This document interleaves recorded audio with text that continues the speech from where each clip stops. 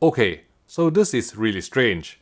I was using one of my two Xbox Series X consoles to check the gaming capabilities of a non-LG mini LED TV I'm reviewing, and surprisingly, the Xbox Series X claimed that the TV could support 4K 120Hz Dolby Vision gaming, which until this year had been exclusive to LG TVs.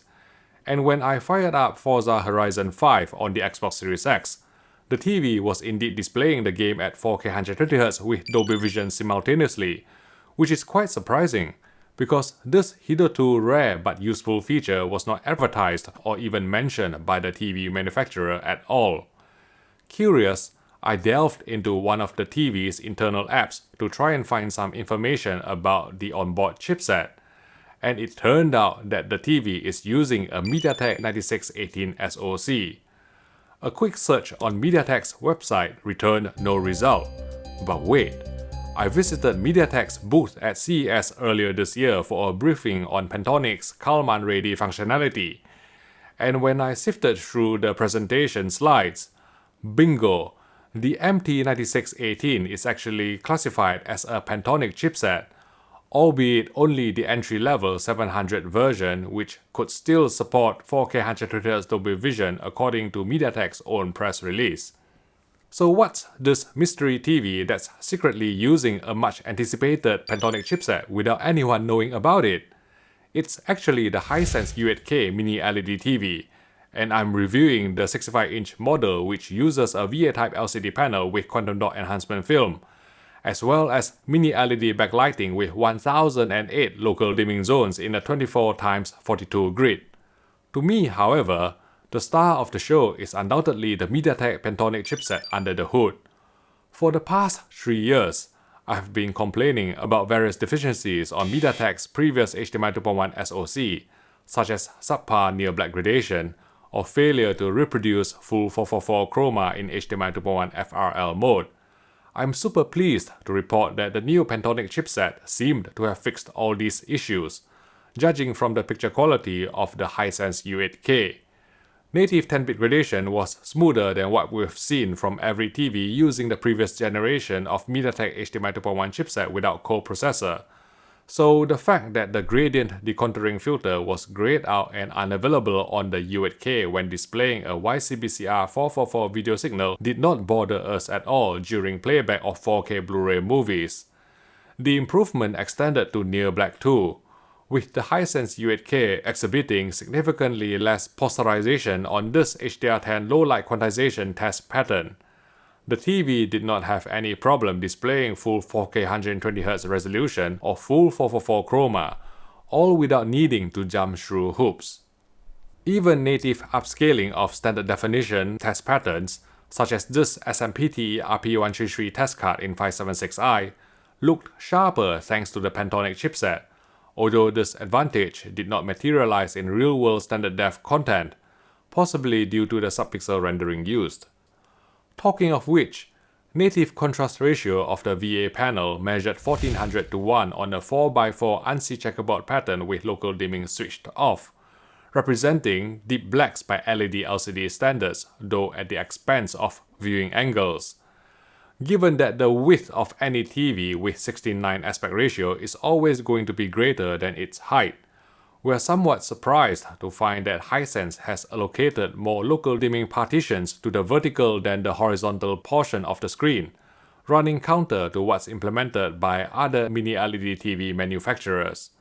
Overall, the local dimming algorithm on the Hisense U8K was decent. It prioritized blooming suppression along high contrast edges, so occasionally you may see a vignetting effect in CinemaScope movies containing a uniform white background. To avoid excessive crushing of shadow detail, the zones were not dimmed down as aggressively as on the Samsung QN95C, resulting in grayer letterbox bars and a slightly more washed out image, though with generally clearer shadow detail that came closer to matching the HDR presentation on a Sony BVM-HX310 mastering monitor. For SDR, the default local dimming setting of low in filmmaker mode measured the most consistent in colorimetry apart from the off setting, but would look fairly grey especially in dark sequences, We suspect most viewers would prefer using the medium setting to obtain greater black depth, even though this would also lift midtones beyond reference in brighter SDR scenes. Of course, for HDR, local dimming high is always the correct setting to achieve the most accurate PQ-EOTF tracking and the highest peak brightness, which measured 1700 nits on a 10% window on our 65-inch Hisense U8K review sample after calibration to D65 white point, and 800 nits full fill, even exceeding 2000 nits on a 25% window. As a result, high APL HDR scenes looked strikingly impactful, coming fairly close to matching the Sony HSX310 mastering monitor in terms of overall luminance. Engaging dynamic tone mapping would make the HDR10 picture look brighter than reference, whereas turning on dark detail would over-brighten near black gamma, so we would rather keep both settings disabled to preserve the creative intent. Note that although the Hisense U8K Mini LED TV adapted its HDR10 tone curve to maximum mastering display luminance metadata, there's a strange upward skew in the TV's PQ-EOTF tracking at the brighter end, leading to some specular highlight detail being overblown or even clipped. Interestingly, the same distortion was also present in the Dolby Vision dark picture preset, making us wonder if the anomaly was inherent in the Pentonic chipset. Motion handling of 24 frames per second content was more polished than on Hisense TVs we've tested in the past. With ultra smooth motion set to film or off, the U8K correctly performed 5:5 pull-down to present slow panning shots in 24p movies accurately without telescenic judder. For 50Hz material though, switching ultra-smooth motion to a higher setting would introduce occasional frame-skipping artifacts in news broadcasts containing mixed edits, as well as in 25p TV programs when the title credits appeared, so we suggest just sticking to the film or off setting. The gradient option would be grayed out and unavailable in game mode or with a 120Hz or YCbCr444 video signal. If you would like to make use of this setting for watching low bitrate content from an external source, you would have to switch your source device to YCbCr422 or RGB video output. We don't think it's worth the hassle to do so for watching pristine quality media, since native 10-bit gradation was impressively smooth on the TV anyway, thanks to the Pentonic chipset. SDR color accuracy was very good after calibration, with an average delta error of below 1 on this Color Checker SG chart where 140 patches were measured, and only one color exceeding the humanly perceptible threshold of delta error 3, translating to natural-looking colors in real-world viewing. Although, as explained earlier, the most practical local dimming setting of medium in SDR mode would alter the luminance depending on the scene APL, therefore deviating from the creative intent however slightly. For watching WCG HDR material, this IP3 coverage came in at 97% in UV terms, while Retina 2D coverage was 81%, which together with the Hisense U8K's high peak brightness, made the rendition of brightly saturated colors competitive against other mini LED TVs with quantum dot technology. Screen uniformity was uninspiring on our 65-inch review unit, with some dirty screen effect or DSE on full-field gray slides, not to mention the sides appearing darker when watched straight on, owing to the narrower viewing angles of VA-type LCD panel. Fortunately, there were no obvious vertical bands, so as long as there's some texture on screen during horizontal pans, we rarely noticed the DSE in real-world viewing. Game mode could be engaged inside an accurate picture preset such as Filmmaker mode on the Hisense U8K, allowing you to enjoy both low latency and accurate colors at the same time. With game mode enabled, input lag measured 13.5 milliseconds at 60 frames per second, dropping to an incredibly responsive 5.5 milliseconds at 120 frames per second.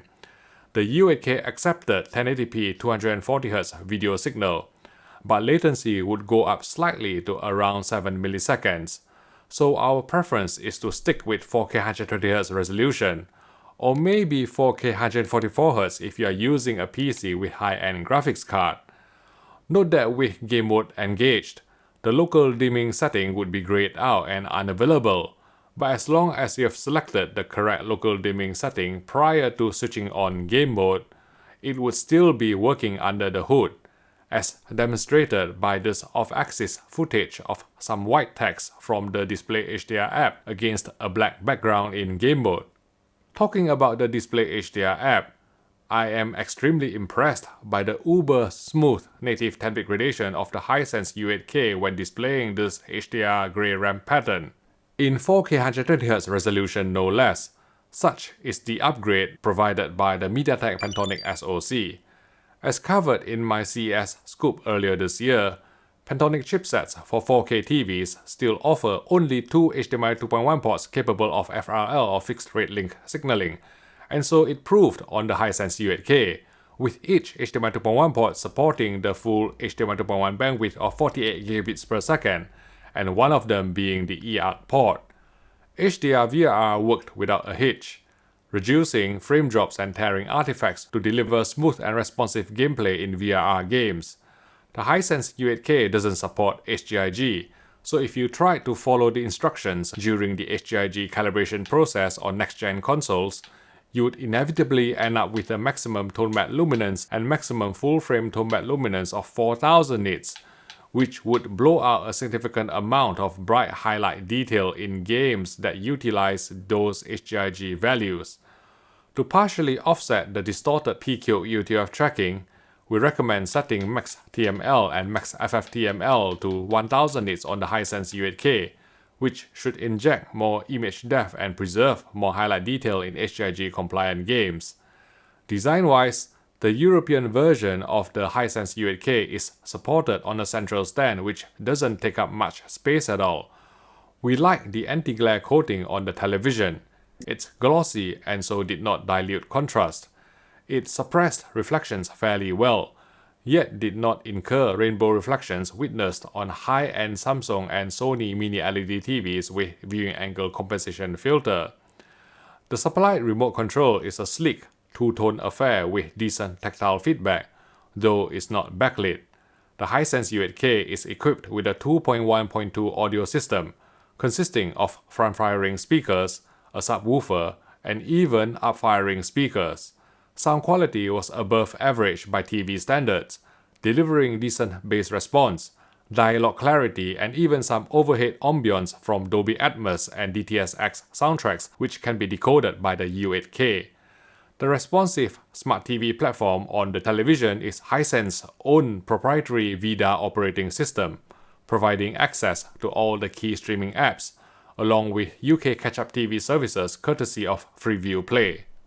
To sum up, the U8K is easily the best LED LCD TV from Hisense we've tested so far, helped in no small part by the surprise inclusion of a new Mediatek Pentonic chipset which brings not only smoother native 10-bit gradation, but also 4K 120Hz Dolby Vision gameplay among numerous other benefits, featuring a high-contrast VA LCD panel, more than 1000 local dimming zones, 1700 nits of HDR peak brightness, quantum dot colors, multi-HDR support, low input lag with 4K 144Hz HDR VRR gaming capabilities, alongside above average onboard sound. The 65-inch Hisense U8K mini LED TV could almost go toe-to-toe with Samsung's flagship QN95C Neo QLED, yet cost £800 less at this time of review, and so the Hisense U8K earns our recommended Best Value Award. You shouldn't expect perfection from any consumer TV, especially not at this price, and shortcomings on the Hisense U8K include suboptimal PQ UTF tracking that could blow out bright highlight detail in HDR content, limited viewing angles, lack of HGIG support for playing certain HDR games, and mediocre screen uniformity on our review sample. Now, some of you may point out that even at this price, it makes more sense to buy one of last year's OLED TVs on clearance, which should provide better picture quality. Regardless of whether you buy an OLED or a mini LED TV, UK electrical retailer Hdrvr Worked, who have kindly sponsored this video, are offering their in-store calibration service at only £99 for a limited time if you buy selected 2023 OLED or mini LED models from them. I have personally trained their calibrator David Corner to my own high standards. He will run in the television, calibrate it, and deliver it to you after having the calibration approved by me. We have been doing this for more than 2 years, and customer feedback has been excellent. So please give Hdrvr a call if you wish to buy a calibrated TV, or even any new TV at a competitive price with top-notch customer service. Thanks again for your support. Okay, despite OLED's superior picture quality, some people may still prefer to buy a mini LED TV such as the Hisense U8K due to several well-known issues that affect OLED TVs, which I've covered in this video you can watch by clicking here.